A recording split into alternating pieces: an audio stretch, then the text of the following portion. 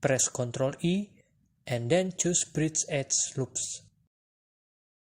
You can play with the settings, like adjust number of cuts, change interpolation from linear, blend path, or blend surface. And you can experiment with profile shape. Don't forget to adjust profile vector first, and then choose the profile shape that fits to your model.